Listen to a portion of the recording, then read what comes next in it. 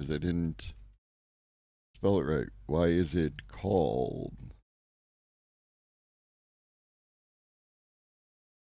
Well, that's why I'm here, Zero. Why are they called breadboards? Because salad board wouldn't make much sense. The terminology, is, assuming that this person is correct, the terminology goes way back to the days of vacuum tubes. Generally, you would mount a number of tube sockets on standoffs to a piece of wood, the actual breadboard, and do all the wiring. I don't know if that's correct. That sounds interesting, but this is a tube. If you good morning, Red Hobbit. If you've never seen a tube before, this is what predates the transistor, and this is a socket that's been screwed to the board with drywall screws, and I'm offended. Um, and you see this tight threading on these screws. These are drywall screws for installation into metallic studs rather than it's just this is the wrong when you put screws into wood you're supposed to use coarse threaded screws because this will act more as a drill in wood where if you have these fine threads they're good for metal because metal studs just have thin pieces of metal and you're trying to catch the threads in the metal. But by the same token, you use whatever you have when you're doing inventing. So just go off. But anyways, this is a tube. This is a socket, and the socket has a bunch of little holes in it, and then a center hole, and then there's a little divot on the side of the center hole so that you properly align the tube when you put it in there. Tubes get very warm. My father back in the day had this. It had to be like 4 feet high, old school radio, and it had all sorts of tubes in it. So it was like that old. Thing weighed a ton. Okay. In the early days of radio, amateurs nailed bare copper wires or terminal strips to a wooden board, often literally a bread cutting board. Okay, so that makes sense. So that's why they're called breadboards. Because yeah, this kind of wood cutting board, it's a nice big flat piece of. Well, ChatGPT agrees with Wikipedia. It's not, I'm only seeking. Um, Having a nice big broad piece of wood like this, often the ones that are going to be readily available to people are going to be a bread cutting board, you know. And yeah, that makes sense. That makes sense.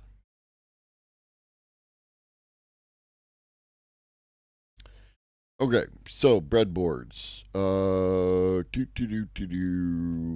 Setup looks like a DIY home electronics prompt or project, and not a particularly elegant one. But this is unassuming. But this unassuming assembly, which contains 32 variable resistors, can learn to sort data like a machine learning model.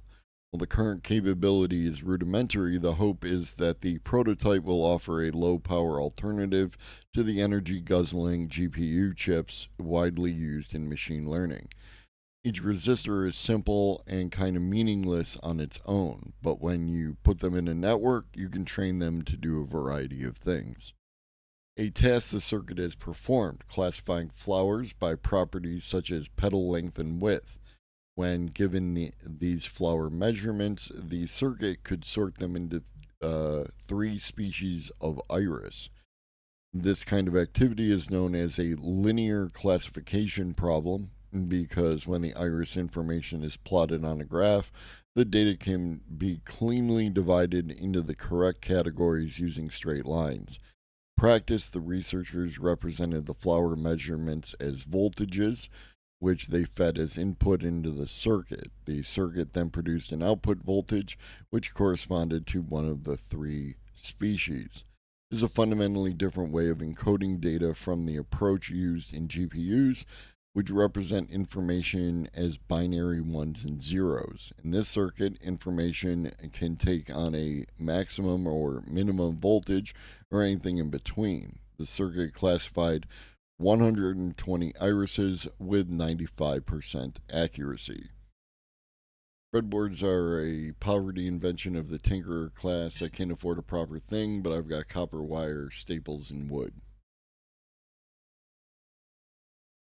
I mean, in the now, sure.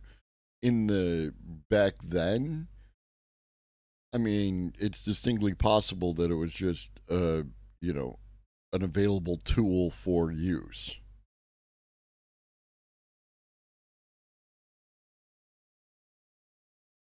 Sometimes a paper schematic diagram was first glued to the board as a guide for placing terminals, then components and wires were installed over the symbols on the schematic. Using thumbtacks or small nails as mounting posts is also common. And this goes back to the early days of radio, so radio suckers never play me. So yeah.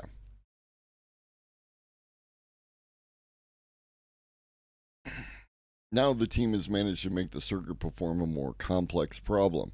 In a preprint currently under review, the researchers have shown that it can perform a logic operation known as XOR, in which the circuit takes in two binary numbers and determines whether the outputs or the inputs are the same.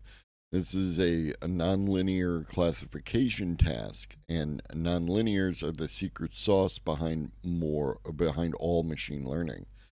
Their demonstrations are a walk in the park for the devices you use every day, but that's not the point. Delavu and his colleagues built this circuit as an exploratory effort to find better computing designs. The computing industry faces an existential challenge as it strives to deliver ever more powerful machines. Between 2012 and 2018, the computing power required for cutting edge AI models increased 300,000 fold. Now, training a large language model takes the same amount of energy as the annual consumption of more than 100 US homes. Delavu hopes that his design offers an alternative, more energy efficient approach to building faster AI. That's cool.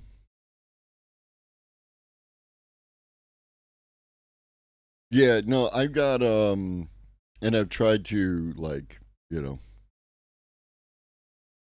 offer um both to my son and nieces and my grandson.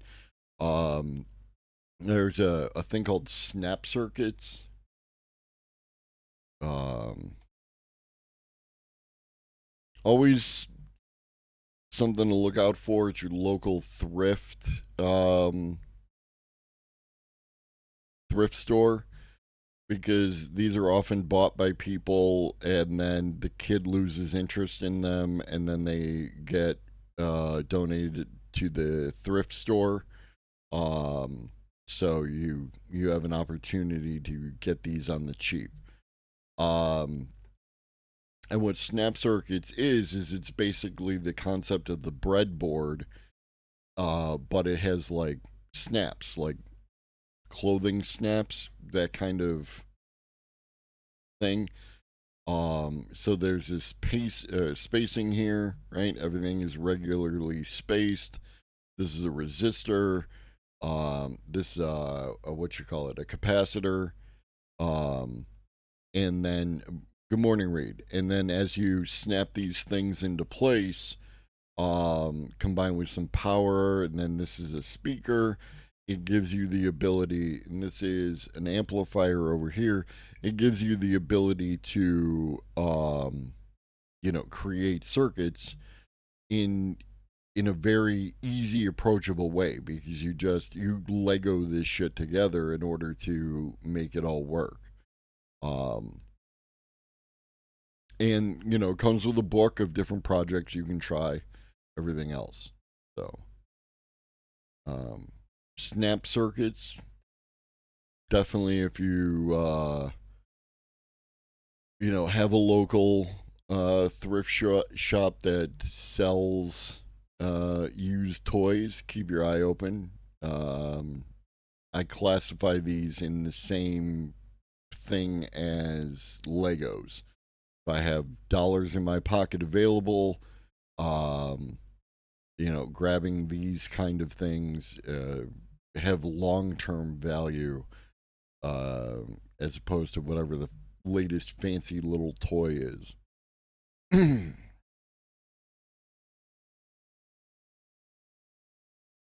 All right. Um, nice. My son's teaching himself C sharp. So that's cool. The exclusive Chinese AI chip firms downgrading designs to secure TSMC production. So, in the current environment, have you met your son? In the current environment, the there are restrictions on what scale of chips are available to China. Um, so China continues to innovate in different ways to try and achieve their goals. Some Chinese AI chip companies are now designing less powerful processors um, to retain access to TSMC production in the face of U.S. sanctions. For people with knowledge of the matter said, I want to be a people with knowledge of the matter. Not that you'd know, but maybe I am. Maybe I am one of these people and you don't know because I have knowledge of the matter. Aiming to impede breakthroughs in artificial intelligence and supercomputing by China's military, Washington has imposed a series of export controls on highly sophisticated processors from companies such as NVIDIA and on chip manufacturing equipment. Those restrictions also prevent TSMC, which uses U.S. chip making tools, as well as other overseas chip manufacturers, from taking orders to produce them.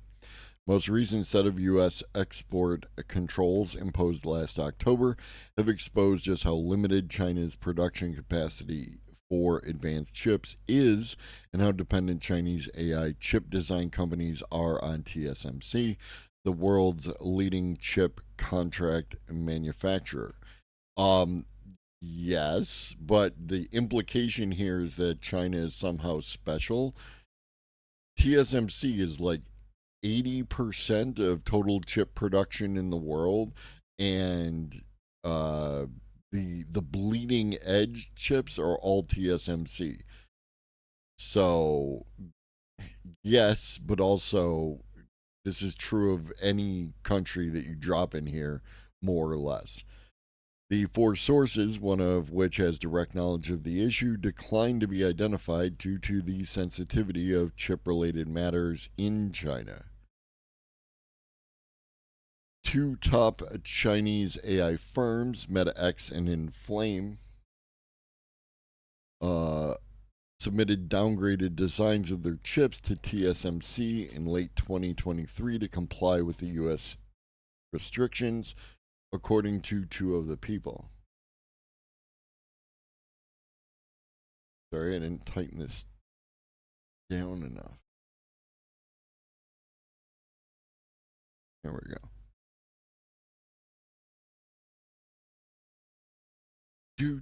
Do. So yeah,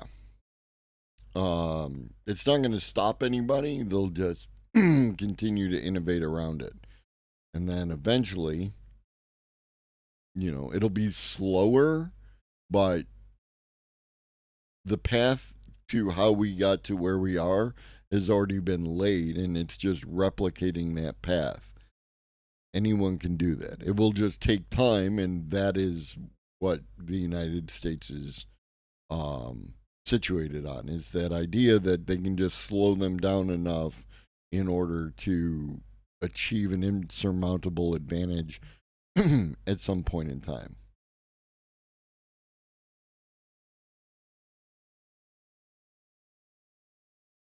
Mistral. Mistral launches new services and SDK to let customers fine tune its models. An official SDK from Mistral. French AI startup Mistral is introducing new AI model customization options, including paid plans, to let developers and enterprises fine tune its generative models for particular use cases.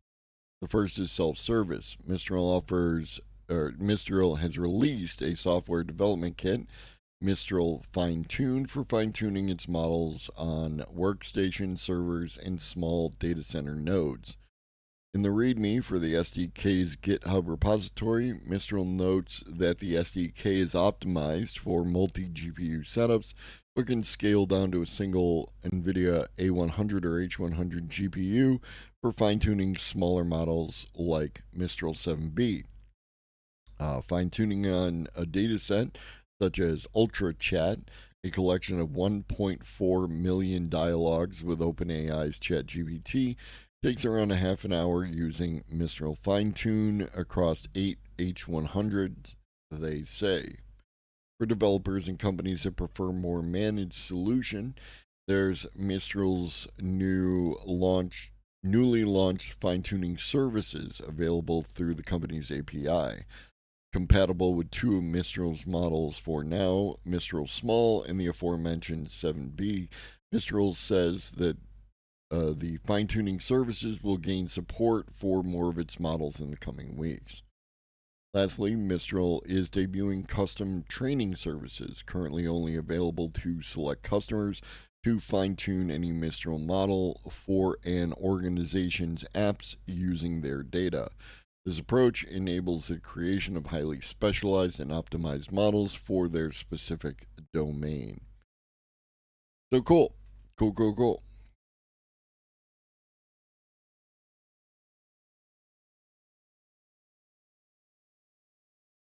Um, Self-driving car news.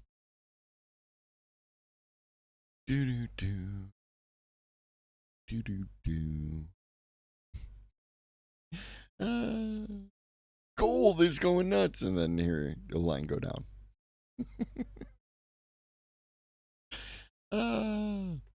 Anywho, Lululemon. Oh, Lululemon is back in the positive. Isn't that lovely? Amazon's robotaxi unit Zoox to begin testing in Austin and Miami. So, if you're in Austin or Miami, both prepare yourself and um, and be on the lookout. Um, and if you snap any pics, put them in the Discord. So, a while back, a let me see if I can grab the name from my email. Is a New York group doing like public research. Do do do. So many emails.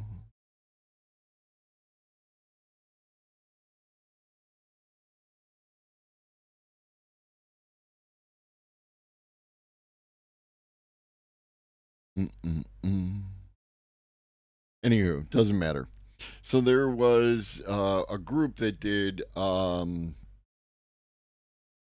a thing about self-driving. This was ages ago, and basically what happened is that we were broken up into groups, and Then we watched some videos, and then we had some discussion. We responded to questions, and there was a person at every table from the research group to take down information.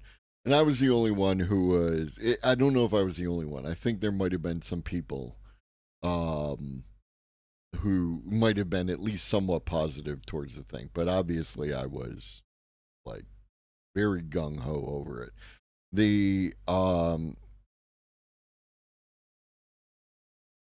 what you call it? There were two people who trusted, of course, their own ability to drive over any possible robot car that could possibly exist, and that they would always just be able to do it better. Um, and that kind of interesting thing. The reason that's relevant to this is the design of the vehicle, because they had a vehicle there that we could all go out and look at, um, and it was this, right? It was different, but it was this.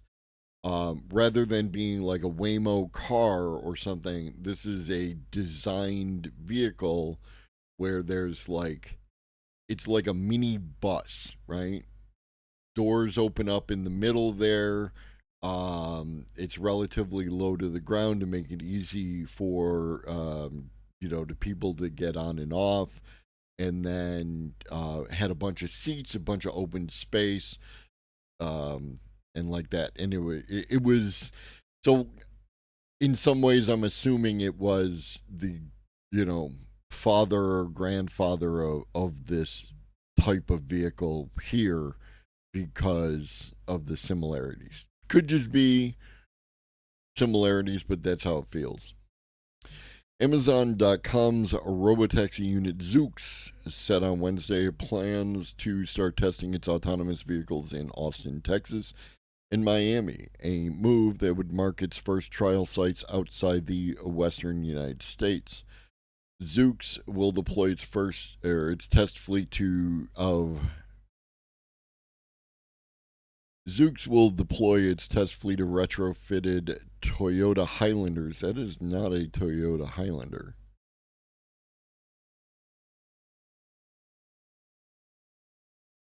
Yeah, this is your basic SUV. Not this. I want this. With human safety drivers in small areas near the business and entertainment districts of the two cities, it said in a statement. In California and Nevada, Zoox has been testing its self designed autonomous vehicles that are built without steering wheels and pedals and have room for 4 passengers with two facing each other. Okay, so that's this. So in California and Nevada, they have this joint, and they're doing Toyota Highlanders with drivers in them in the two new areas. The announcement comes amid an investigation by the NHTSA into 500 Zoox vehicles equipped with automatic driving systems after two crashes. Between those two, Amazon. My circuitry's 12 years out of date. I can't keep up with today's high-speed, top-of-the-line kids. Yo, Levelhead, running one out to Zero, the 0 hour hero. I appreciate your support, homie. Thank you, thank you, thank you. So yeah. Yeah, you said that you rode in a Waymo in Phoenix. How did that make you feel, if you don't mind saying? Like, not seeing a person in the front seat. It's got to be a little weird, right? Yeah. Like there are certain just standard expectations of driving in a car, and if you're sitting in the back seat and there's no one in the front, then the car should not be moving, but here we are in which the car is moving. But I assume it got you everywhere you were trying to get without issue. There were various things about it that were funny. You don't have to do it now, but like I would definitely like to hear, I think about that particular story. That sounds fun.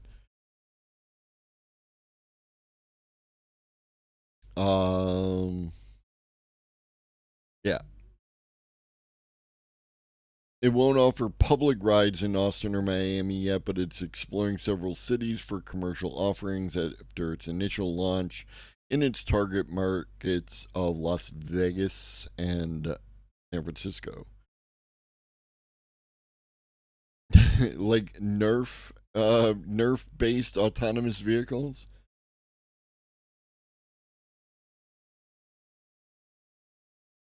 Okay.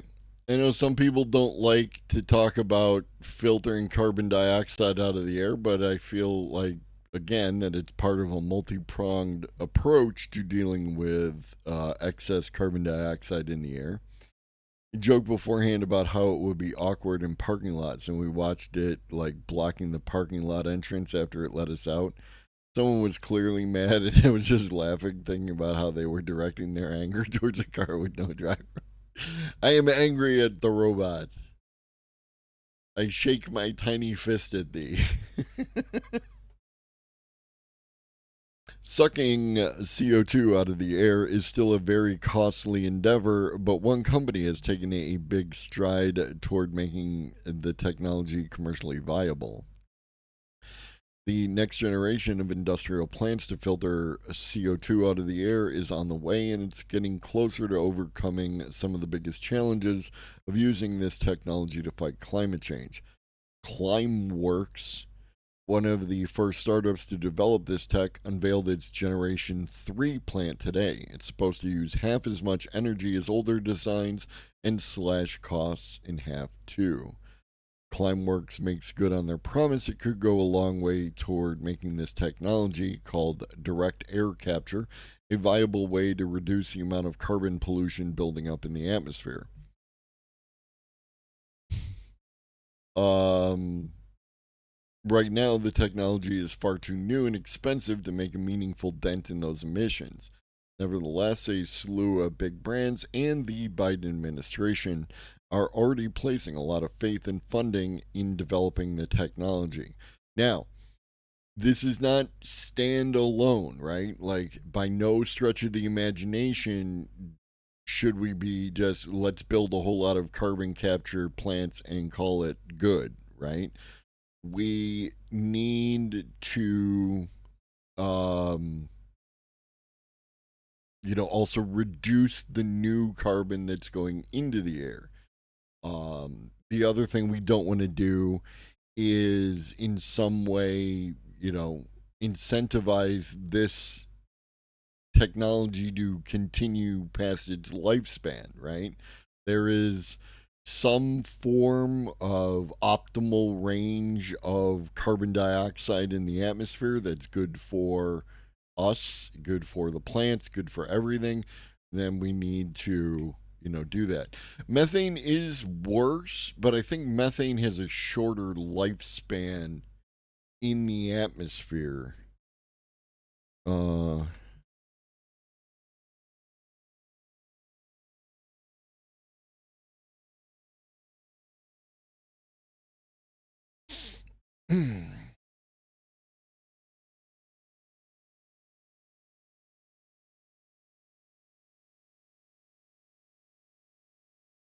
um, methane traps around 120 times as much heat as CO2 does at the moment. And do.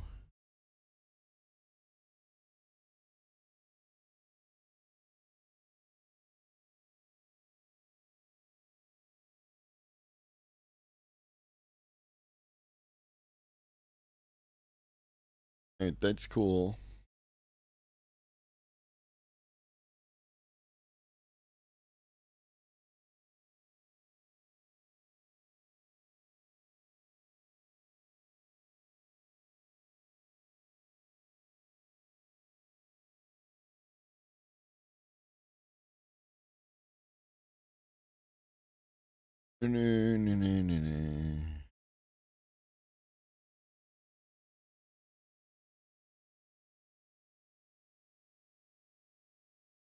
Okay.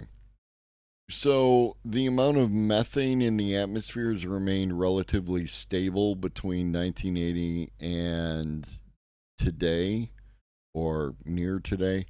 It has gone up a little bit. This has widened over time, but it's relatively stable. Carbon dioxide is the one that has actually increased significantly, as you can tell. And then CFCs have also increased since 1980.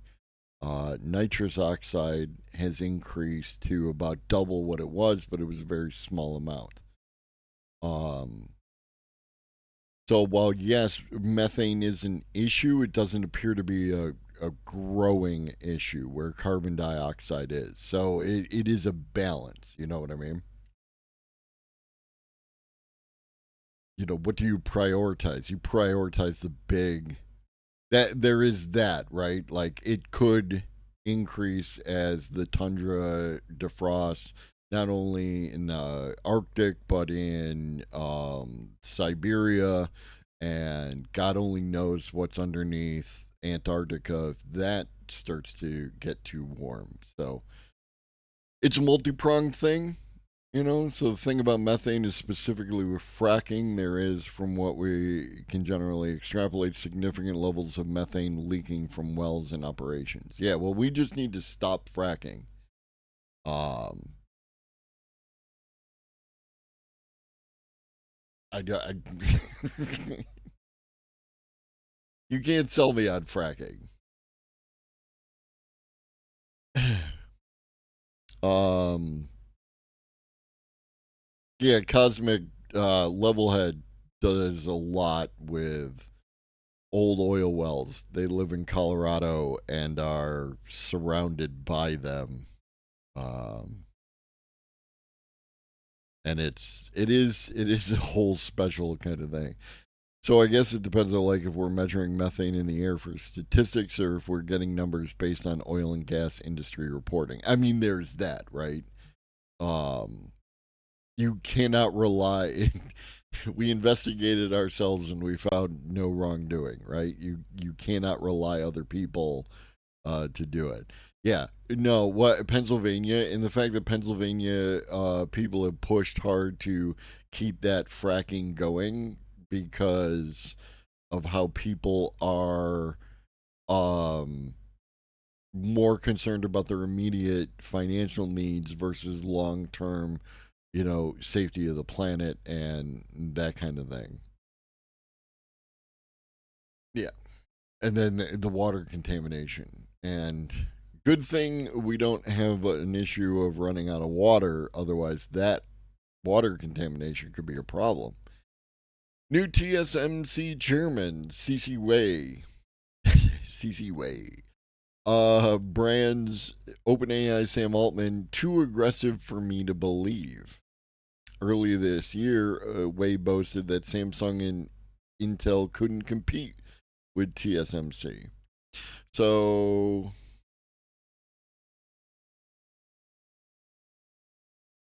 this is this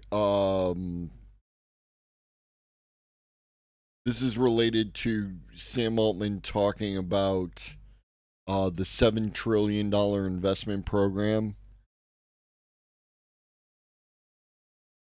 which again I don't think is an unreasonable number depending on what it is that you're actually trying to accomplish. Now that is a thing. I feel like Sam Altman just threw out that number and didn't like explain what would be required. But if you think about it, like it took this many years, however many years, um, like 80 years to go from, it's like evolution, right? It took 80 years to go from whatever we had to the current state of chip fabs and everything else. And that took a certain amount of dollars. And if you know, but it was over time and it was 80 years and it was, this and that. And you can't really say where those dollars came from and everything else, right? Because it all kind of gets blended together over time. if you wanted to double the capacity of what we currently have and do it in a short time frame, and also provide the infrastructure and educational infrastructure in order to operate and staff these plants and everything else, I don't think that 7 trillion is actually that big a number for what they have going on, right? Like for that idea. So the way that people just kind of he did it to himself by not providing like any concrete definitions of what is involved with his $7 trillion plan. But again, just looking at the you know the way with what is required in order to have the supply side of technology meet the current and future demand side of this technology with AI and the data centers and everything else. Again, $7 trillion doesn't sound unreasonable to me. But CC Wei says he's too aggressive. And again, TSMC is on Taiwan. The island contains 80 to 90% of the production capacity of TSMC. TSMC does 80% of the chip fabbing in the world, especially the bleeding edge stuff. So it's just like even if the geopolitical and everything else, any of that stuff was like in any way, shape, or form not relevant, putting all your eggs in one basket, it's like the same when it comes to the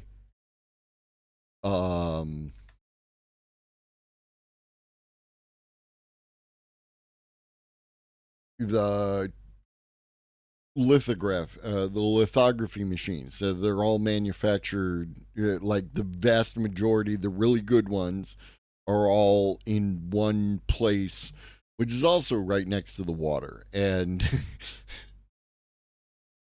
leaving geopolitics aside, if we have rising sea levels or, like weird storms or whatever, then we could be shooting ourselves in the foot. And I understand, like, why are we putting data centers in the desert?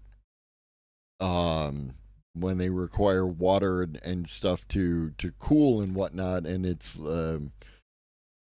one, you don't get big weird storms in the desert, and two, there's a lot of sunlight in the desert to power solar farms and stuff like that, and three, the land is very relatively flat. There's so much room for activity.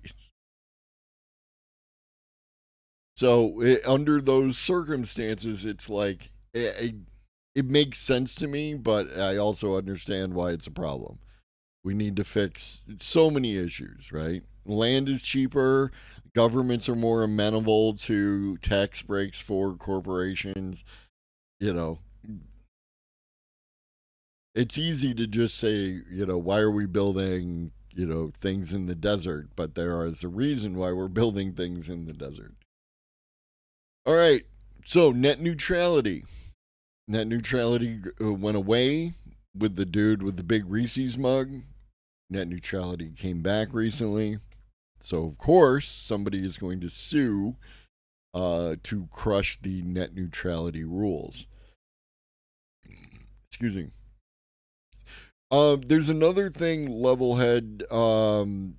If you look at geothermal, there are people who are attempting to repurpose old oil and gas wells, in the fracking ones especially, to do geothermal because they have access to, the heat layer that's farther down, which is in the same places that the oil and the gas is. So keep your ear to the ground for something like that, Level, as you might hear something about geothermal coming to the Colorado Especially you're relatively close to the Wyoming super volcano. All right. What just happened? Broadband service providers and industry lobby groups have sued the FCC in an attempt to prevent it from reinstating net neutrality in the U.S. In Pennsylvania?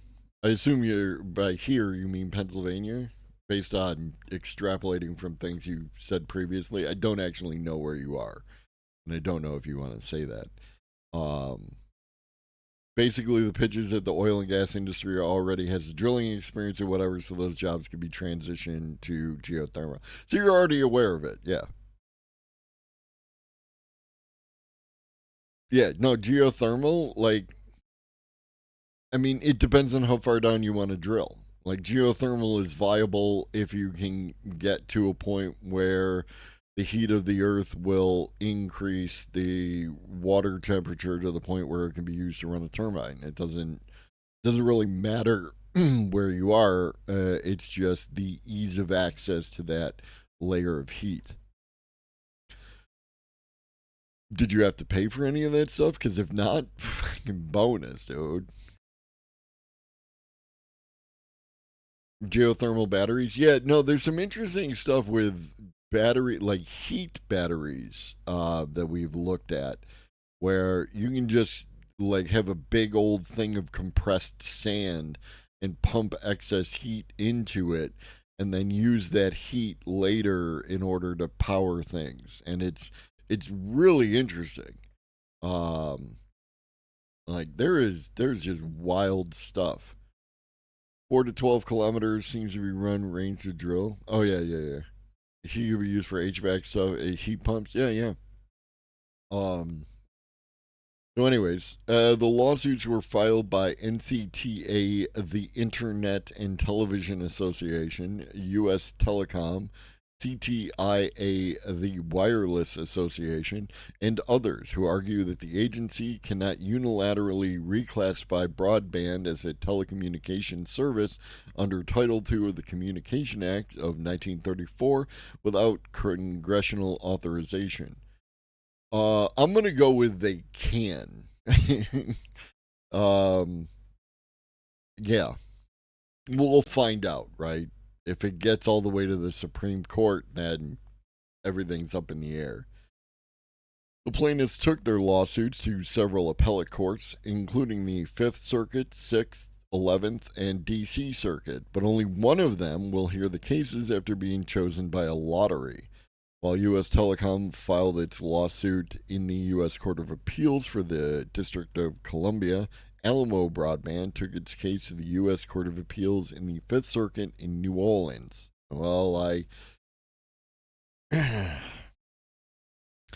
U.S. Telecom's lawsuit argues that the new rules are not only arbitrary, capricious, and an abuse of discretion, but also violate a number of existing laws and regulations. According to the group's president, Walter McCormick, its members support an open internet. Yeah, I don't believe you. But do not believe that the FCC has the authority to impose net neutrality regulations on the industry. We do not believe the FCC's move to utility style regulation is legally sustainable. The FCC responded to the lawsuit, saying it was expecting the industry to mount legal challenges to the new regulations. You'd have to be. You'd have to be ready for this. However, the agency believes that the rules are legally enforceable and the petitions will be dismissed by the courts. As of now, the new rules are slated to take effect on July 22nd, but it remains to be seen if the courts will hinder the FCC plans. So yeah, like the question is, in the meantime, is if we're going to get an injunction from implementation, right? Like, are they going to allow them to, you know, kick off the net neutrality prior to July 22nd if there is some ongoing legal action?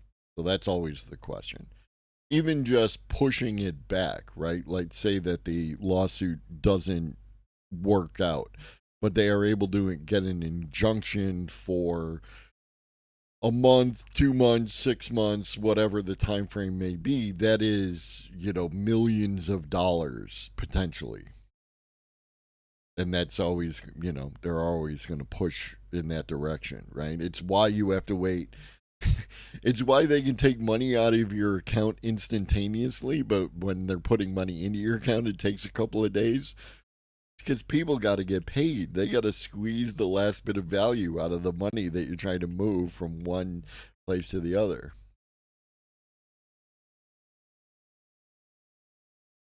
Like it's 5 on the countdown, Cosmic, or it's just 5.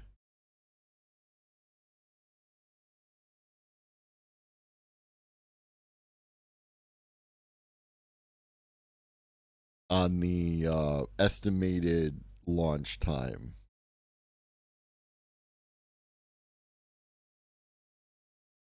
Yeah, I understand it's 5 minutes, but is it 5 minutes on the countdown? Is there an active countdown for 5 minutes, or is it an is it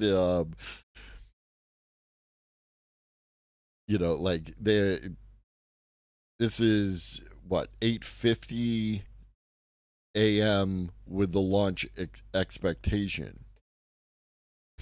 You're not answering my question, Cosmic, so I'm going to move on. All right. Speaking of space, got 3 space articles to wrap this up, and then I think we're going to raid over to Astro Canuck, who is covering the Zero Dark 430, the launch. First metal 3D printer on space station dribbles molten steel. ESA. Did you know that Europe has a space agency? Because they do. They just hardly ever get in the news. ESA makes a giant leap for in-orbit manufacturing. The first metal 3D printer aboard the International Space Station. Oh, look at it. You can see it go. It's making little S's.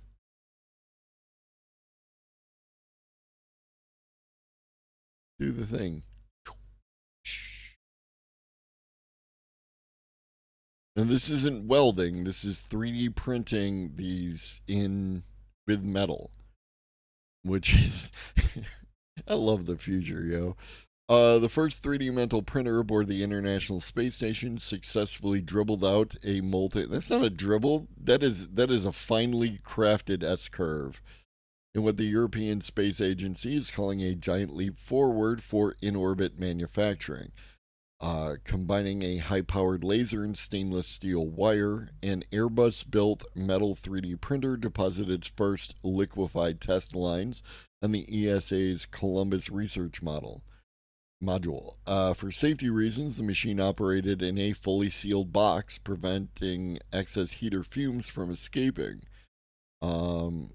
Laser on the printer is 1,000,000 times more powerful than a standard laser pointer. Well, one would hope. The quality is as good as we could dream. I mean, that's a good S, right? And this is a big deal, right? Because if you put this on the moon, now you're 3D printing on the moon base, right? Again, you establish a moon base, you go and you get the asteroids, and you either mine them there and then fire the resources back to the moon or to the Earth. Moon's haunted. Moon's haunted. And then you can build with those resources directly on the moon, and then be able to fire stuff off with railguns. It's far more efficient to leave from the moon than it is to leave from the Earth. Speaking of the moon and it being haunted, it's haunted by this Chinese flag. Craft unfurls China's flag on the far side of the moon and lifts off with lunar rocks to bring home. If you weren't aware, I don't think I covered it, and that's on me. China recently landed. They previously landed, but it kind of crashed. This landing was a nice, solid, soft landing. And now they have taken off, and they are headed. The device is headed back home. It's unmanned. China said its lunar spacecraft unfurled the country's red and gold flag for the first time on the far side of the moon before part of the vehicle blasted off early Tuesday with rock and soil samples to bring back to Earth. Mission was hailed as a success in China, which has made significant advances in a space program that aims to put a person on the moon for the end of the decade. The Chang'e, I apologize if I'm pronouncing that wrong, 6 probe was launched last month, and its lander touched down on the far side of the moon Sunday. Descender lifted off Tuesday morning at 7:38 a.m. Beijing time, with its engine burning for about 6 minutes as it entered a preset orbit around the moon. The agency said the spacecraft withstood a high-temperature test on the lunar surface and acquired the samples using both drilling and surface collection before stowing them in a container inside the ascender of the probe as planned. That's cool. Giant steps are what you take. China's on the moon. I hope my legs don't break. And finally, the Boeing Starliner lifted off yesterday. There was a helium leak that they were aware of, and everybody said it's cool. We're just going to go ahead and launch anyway. Everything will be fine. It's fine. Everything's fine. And now, Boeing's Starliner team detects new helium leaks en route to space station. After a successful launch that was a decade in the making, Boeing's Starliner mission is navigating new issues en route to the International Space Station. Space Agency said late Wednesday in a post on X, formerly known as Twitter. This is never going to go away. It's going to be 100 years from now, and if Twitter is still here, it's going to be X, formerly known as Twitter. That 2 additional helium leaks had been detected on the vehicle. 1 helium leak had been discovered prior to launch and deemed acceptable. Helium is used in spacecraft thruster systems to allow the thrusters to fire and is not combustible or toxic. I'm not worried about it being combustible or toxic. I'm worried about the thrusters not being able to fire, dude. As of Thursday morning, 2 of the 3 leaks had been corrected, according to a live NASA broadcast. The leak is not posing a safety risk to the crew, vehicle, or the mission, and there's plenty of reserve helium, according to the broadcast. So, yeah. Boeing, man. Boeing is having a year. I'll never stop pointing out as someone with a master's in marketing that changing the name to X was the single dumbest fucking thing Elon did in the whole picture or purchase. Yeah, I can't disagree. I cannot disagree.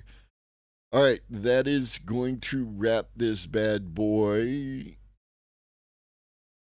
Going to send you over to. Let me see if the homie is up. Don't run off.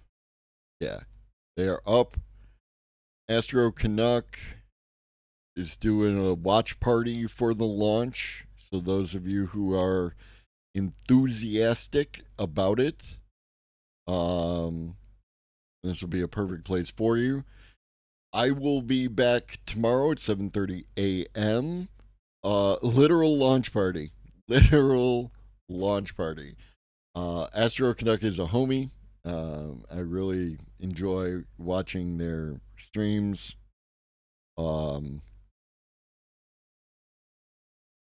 And like that. I want to get it up. I won't get it up. All right. In the meantime, drink your water, eat some food, take your meds if you've forgotten. Always remember that Shaggy loves you and so do I. I'll see you on Friday.